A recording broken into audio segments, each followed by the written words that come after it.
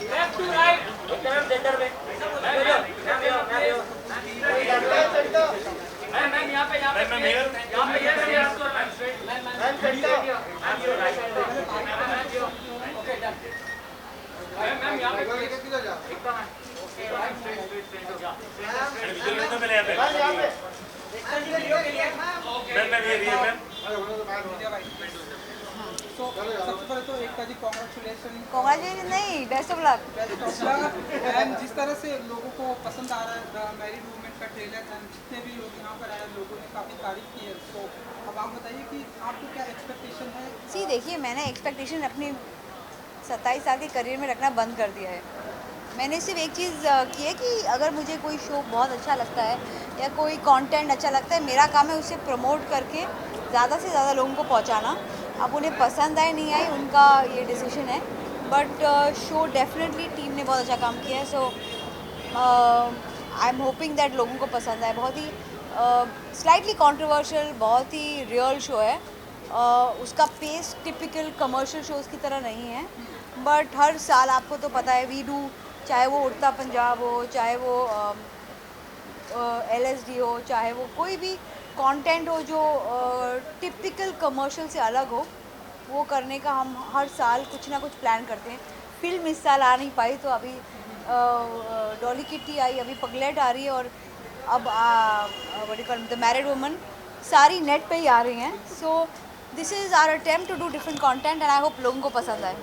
इसी के साथ में ट्रेलर तो आ गया है, काफ़ी अच्छा रिस्पांस भी मिल रहा है, ट्रेलर को बहुत ज़्यादा प्यार भी मिल रहा है। आपको किस तरीके का रिस्पांस मिल रहा है? क्या कोई ऐसा कॉम्प्लीमेंट किसी ने आपको दिया हो? मुझे लोगों ने यही बोला कि बहुत ज़्यादा गट्स लेते हैं लोगों को कि वुमेंस डे पे एक टू वुमेन रिलेशनशिप के साथ एक love story based in a very problematic time हम ला रहे हैं। बट एक बुक थी जो बननी चाहिए थी, बहुत सालों से वो बुक थी, and it was my duty कि मैं ऐसा कोई कंटेंट बनाऊं हर साल जो शायद लोगों को पसंद आने से पहले मुझे पसंद आए। मुझे ऐसा लगे कि ऐसी चीज़ें, ऐसे डिफरेंट कॉन्सेप्ट हमें सपोर्ट करने चाहिए। 8 ऑफ मार्च टुमारो, जैसे कि ये स्ट्रीमिंग है, एंड जिस तरह से वुमेंस डे के मौके पर स्ट्रीमिंग है, वुमेंस डे का आने के वुमेंस का जिस तरह से दबदबा हमारी हिंदी फिल्म इंडस्ट्री में बढ़ता जा रहा है, आपका हम देखते हैं डे बाय डे हर साल जो है ग्रोथ बढ़ता जा रहा है। अमित वाला जी का आपका कैसे देखते हैं आप इस इंडस्ट्री में जिस तरह से वुमेंस डे का दबदबा बढ़ता जा रहा मेरा है? तो ग्रोथ सचमुच बढ़ा जा रहा है, बट मुझे ऐसा लगता है more than anything else we are half the population of the country. हम औरतों को बहुत कम मौके मिलते हैं, बहुत कम लेडीज स्टोरीज आती हैं। टेलीविजन इज़ ओनली मीडियम जहाँ वुमेन ओरिएंटेड स्टोरीज आती हैं। वेब एंड मूवीज़ में बहुत कम स्टोरीज हैं जो अबाउट वुमेन हैं, and I think it's time we change that equation. अच्छा, एकता जी, आपने जैसे कि कहा कि सेंसिटिव टॉपिक है, हाँ। तो लोगों को अच्छा लगेगा या नहीं लगेगा, इसको लेकर कोई प्रिकॉशंस लिए गए? और देखिए, थोड़ा सा देश का माहौल देखकर थोड़ा उसको सेंसिटिव ज़रूर बनाया गया है, I will not deny that, but at the same time जो शो का मुद्दा है, जो शो का टॉपिक है, is about choices, and it is very interestingly written book. उस बुक को अगर मैं ज़्यादा चेंज करती तो उस बुक के साथ नाइंसाफ़ी होती। सो बुक का इसेंस पकड़ के ही हमने बनाया है। लोगों का रिस्पॉन्स अभी एज वी नो, कुछ भी अगर बोल्ड होता है, शॉकिंग होता है, या लोगों के जो सोच के अलग से होता है, वो जितना प्रशंसा उसे मिलती है उतनी क्रिटिसिज्म भी मिलती है। ये बात हमें पहले से पता है, बट आई थिंक, मुझे ऐसा लगता है कि हमारा समाज बदल रहा है और लोगों को कहानियाँ सुनने का शौक़ है, अलग कहानियाँ सुनने का शौक़ है, एंड आई एम होपिंग लोगों को ये पसंद आए। फाइनली ट्रेलर सुपर हो चुके हैं, इसका क्या आपकी फीलिंग है, कब आप अपनी फिल्म को थिएटर्स में उतारने वाली थे, क्या कुछ आपके thoughts हमने एक फिल्म तो अनाउंस कर दी, एक विलन रिटर्न्स, जो अगले साल फेबररी में Valentine's Day, we calling it Valentine's Day को आ रही है। और आई एम होपिंग उसके पहले भी बहुत सारी फिल्में आएंगी और विल बी सेटिंग अप। बहुत टाइम हो गया है, you know, it's been too tough for a whole industry and कोशिश यही है कि इस साल भी हम कुछ लेकर आएँ। Thank you so much. ना यहाँ पर थोड़ा सा visuals start on your left and right.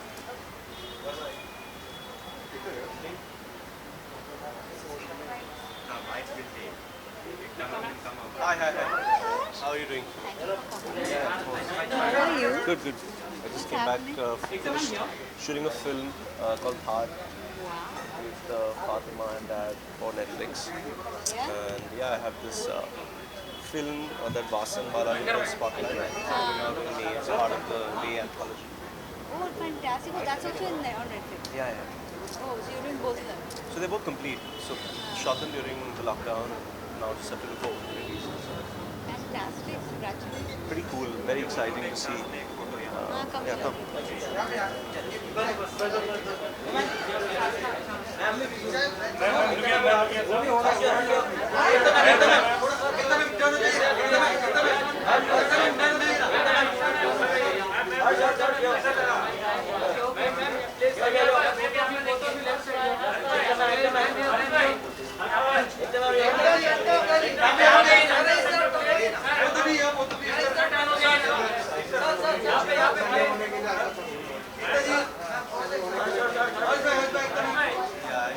Please यहाँ पे सेंटर प्लीज। मैम ये सर मैडम यहाँ पे देखिए सामने सेंटर को ना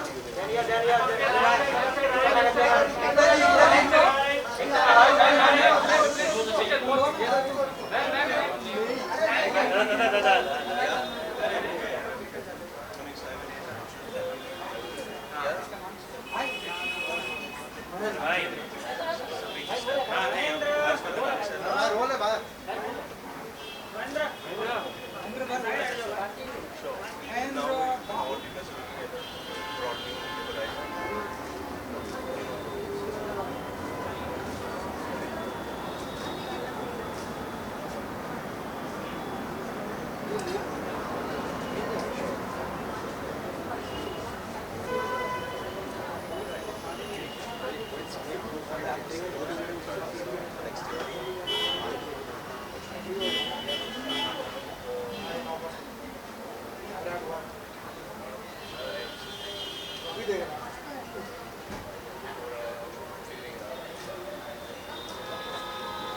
Harsh, you continue, take Yeah. the mantle. I'll see you in some I'll see you. Okay.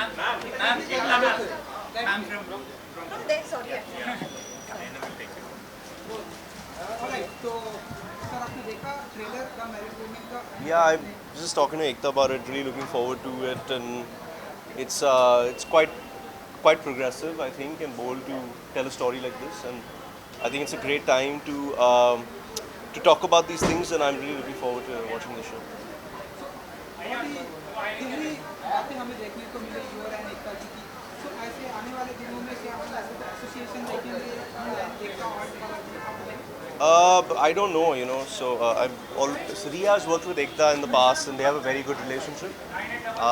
But I haven't spoken to Ekta about any work-related stuff. It's more we're just family. We know each other, and 2021 की शुरुआत हो चुकी है, साल के लोगों को इस साल का बहुत ही बेसब्री से आपके अपकमिंग प्रोजेक्ट अगर कुछ बता सकें कि इनमें क्या कुछ देखने को मिलेगा?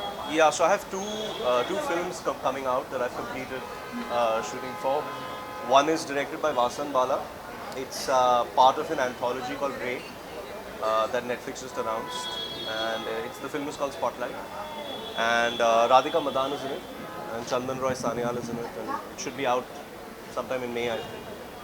So we finished shooting that in October, and then I shot a film called Thar with Fatima Sana Sheikh, Dad Anil Kapoor is in it, Satish Kaushik is there, Mukti Mohan is there. It's quite a big film, and it should be out, I think, towards the end of the year. So principal photography on both those films is complete. Spotlight's a comedy, and Thar is a thriller drama. So two releases to look forward to, and obviously AK vs AK just came out. So these 3 films. जैसा कि आपके character को या हमेशा से पसंद किया गया है, हमेशा क्रिटिकली कहा जाए, क्रिटिक्स की तरफ से कहा जाए, ऑडियंस की तरफ से हमेशा पसंद किया project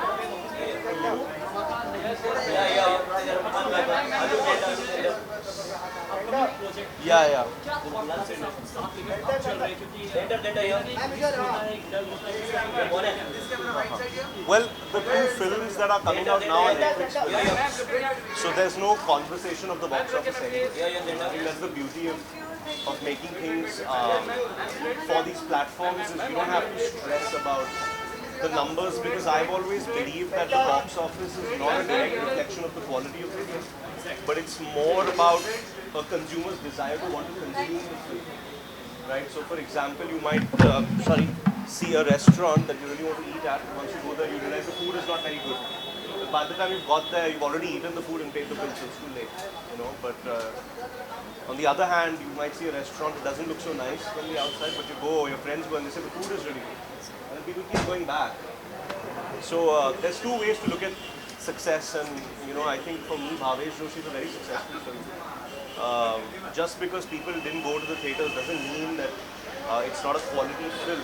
I think a quality film has longevity. I think it has recall value. I think it gets more relevant as time goes on. So when I choose a film, I don't choose a film saying that, oh, I'm going to do this film now and I'm going to become a big star. That's never really been my thing.